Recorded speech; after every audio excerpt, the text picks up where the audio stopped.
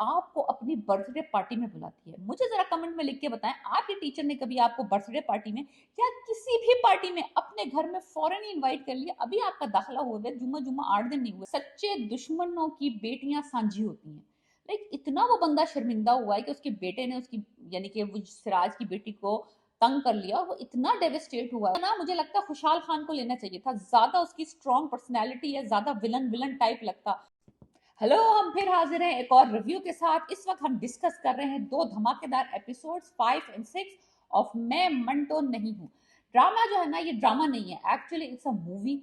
वो जो वाइब है संजय लीला बंसाली, वो जो फॉगी एनवायरमेंट्स हैं जो पीछे, इतनी बेहतरीन किस्म की पिक्चराइजेशन है इस ड्रामे की। जो यानी कि किरदार सामने नजर आते हैं, उनके पीछे एक धुआं धुआं सा, एक बड़ी सॉफ्ट सी लाइट, एक बड़ा एम्बियंस क्रिएट किया हुआ है। लेकिन जो पिक्चराइजेशन है ड्रामे की, अगर वो कब्रिस्तान में खड़े हैं तो कब्रिस्तान को भी उन्होंने ऐसा धुआंधार सा, ऐसा रोमांटिक सा, ऐसा यानी कि माहौल क्रिएट किया हुआ, एक वाइब क्रिएट की हुई ड्रामे की। ब्यूटीफुल पिक्चराइजेशन है।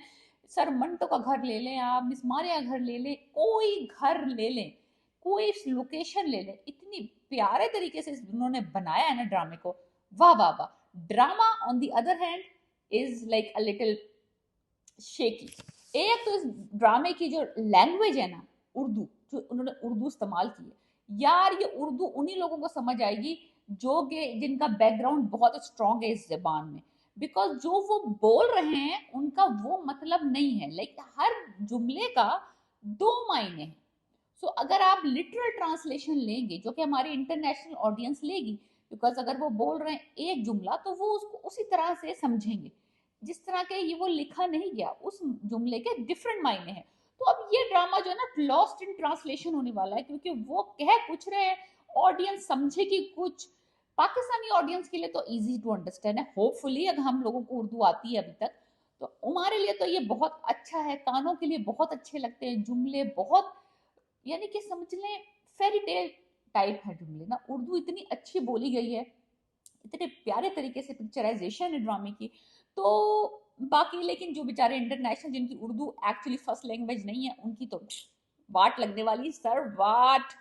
एनीवेज, कौन सी दुनिया की यूनिवर्सिटी है जिसकी टीचर आपको अपनी बर्थडे पार्टी में बुलाती है? मुझे जरा कमेंट में लिख के बताएं, आपके टीचर ने कभी आपको बर्थडे पार्टी में या किसी भी पार्टी में अपने घर में फौरन ही इनवाइट कर लिया? अभी आपका दाखिला हुआ है, जुम्मा जुम्मा 8 दिन नहीं हुए, और उस टीचर ने आपको एक्स्ट्रा टाइम भी दे दिया, आपको अपने घर पे बर्थडे पार्टी में बुला लिया, और आप उनके घर में बर्थडे पार्टी ना हो गई, वलीमा हो गया, साड़ियां पहन के पहुंच रही हैं स्टूडेंट्स। एक ओवर द टॉप ड्रेसिंग। सज्जल की मुझे साड़ी समझ नहीं आई। जब वो मशवरे ले रही थी अपनी फुप्पो से, तो अच्छा खासा शलवार कमीज, अनारकली वनारकली कॉटन के कपड़ों का मशवरा ले रही थी। जब ये स्टूडेंट साहिबा पहुंची है बर्थडे पार्टी में, इन्होंने पहन ली ब्लू रंग की साड़ी, और ऊपर से बेचारी मिस मारिया को भी इन्होंने साड़ी पहनाई हुई, इतने बड़े बड़े पोल्का डॉट वाली। तो मुझे समझ नहीं आ रहा, ये जरा जो बर्थडे वाला सीन था ना, मुझे हजम नहीं हुआ। क्योंकि भाई हमारे टीचर और किसी मुल्क के भी टीचर किसी भी स्टूडेंट को ऐसे बर्थडे पार्टीज में नहीं बुलाते।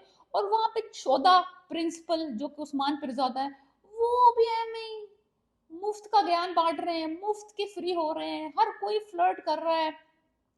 और वो फुप्पो ने उनको तीली लगा के भेजी कि तुम्हारी तारीफ करो, समझ लो तुम्हें दाना डाल रहा है। भाई कोई तारीफ भी कर सकता है। आप इतनी साड़ी पहन के आधी कमर नंगी करके पहुंची है बर्थडे पार्टी में, तो लड़के तो आपकी तारीफ करेंगे ही। इसका मतलब ये तो नहीं ना कि मिस्टर सर मंटो आपके ऊपर फिदा हो गए।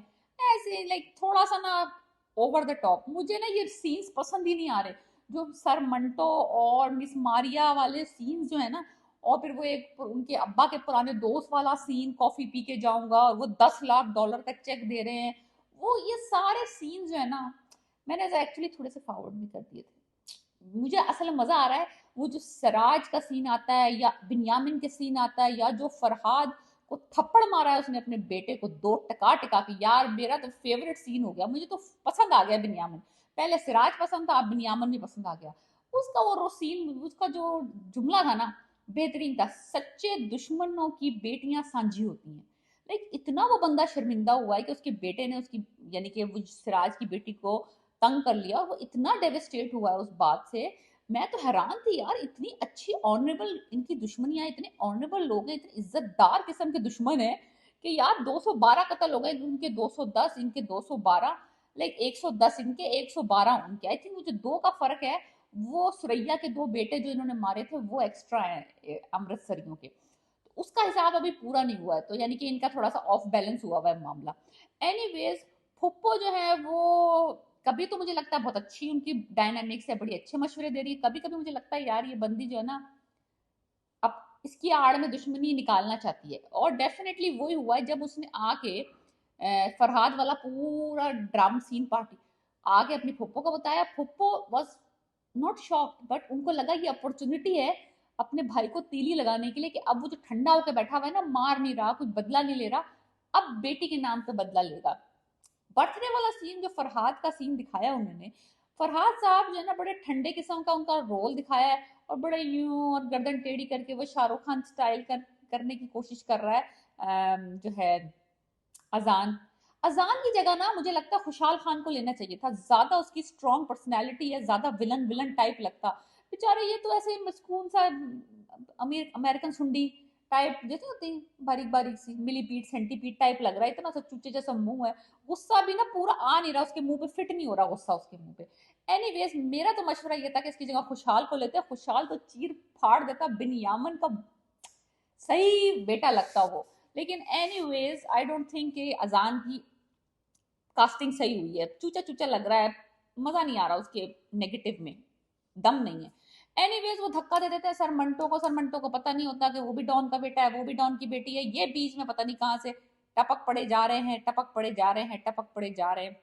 सरमंटो का मुझे रोल ही समझ नहीं आ रहा, इतना गूफी इन्होंने दिखाया है एक कैरेक्टर, जो कि प्रोफेसर है यूनिवर्सिटी का, अकेला रहता है, अपने सारे काम खुद करता है, बड़ा ही डिसेंट बंदा है, पढ़ा लिखा बंदा है, और डेफिनेटली ही is in in late 40s and early 50s, ये कोई बच्चा चूचा तो नहीं है, जिंदगी गुजारा हुआ एक्सपीरियंस बंदा है।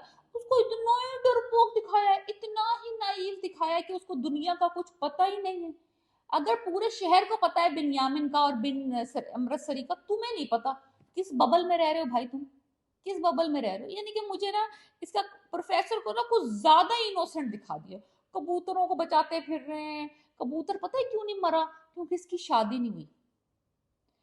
मुझे ना ये बहुत सारे पावरफुल रोल्स में ना हुमायूं सईद का रोल तो बहुत ही मिसमैच्ड है, बहुत ही इतना इनोसेंट दिखाने की जरूरत नहीं थी, कि बहुत ही लोग, और वो डर रहे हैं तो वो पूरा हुडी पहन के घर से नहीं निकल रहे, बहुत ही घंटी किसी का फोन नहीं उठा रहे, दरवाजे पे नहीं जा रहे, यूनिवर्सिटी नहीं जा रहे डर के मारे, और फिर मैं तो नहीं डर रहा, मैं तो नहीं डर रहा, मैं तो नहीं डर रहा, टू मच है। और वो एक उनकी जो स्टूडेंट है महमल, वो जरा सा उनको थोड़ा सा जुमले कस देती हैं, तो कि भाई उसने डरा दिया कि ना आपका तो काम खराब हो गया, आपकी तो जान को दुश्मन, वो डर गए। लाइक कुछ ज्यादा ही गूफी है, कुछ ज्यादा ही गूफी।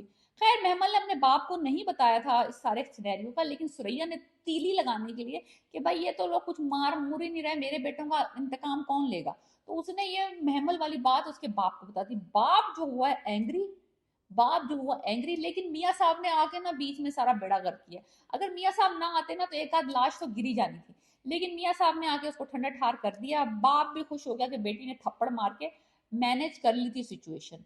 है, लेकिन बाप ने अपनी बेटी को बता दिया है कि तुमसे जो मदिया मिलने आई थी ना, उसकी बहन जो इसको लारे देके गई है कि मेरा भाई तुमसे लव करता है, या तो तुम लव को सहारा ले लो या दुश्मनी का सहारा ले लो, कोई लव नहीं करता, वो उल्लू का पठा।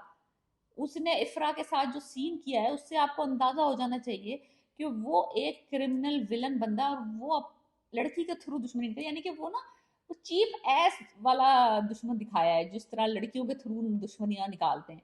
बाप की तरह नहीं है वो, बाप की एक वैल्यूज है, एक प्रिंसिपल्स है, वो लोग इस तरह छुप छुप के वार नहीं करते लड़कियों के थ्रू। तो ये ना लड़की के थ्रू, और फिर वो कहता है मुझे तुम्हारे हाथ का लम्स उसके लम से डिफरेंट है, बिकॉज वो तुम्हें, वो मुझे टच नहीं करने देती, और तुम बहुत ईजी हो, लेकिन यानी कि तुम टैक्सी हो, तुम तो किस फॉरन ही टच करवा लेती हो, तुम तो ईजी लड़की हो, ईजी आसान है ना। इफ्रा साहिबा कहती है कि तुम मुझसे शादी करोगे कि नहीं करोगे, कहते तुमसे भी कर लेंगे। इस जुमले से मुझे अंदाजा हो गया कि ये कितना बड़ा कमीना है, कोई इसको मोहब्बत वोहब्बत नहीं है, बहन भी पागल हो जा रही है, मेरे भाई को तुमसे मोहब्बत है, अपने बाप से लड़ पड़ी।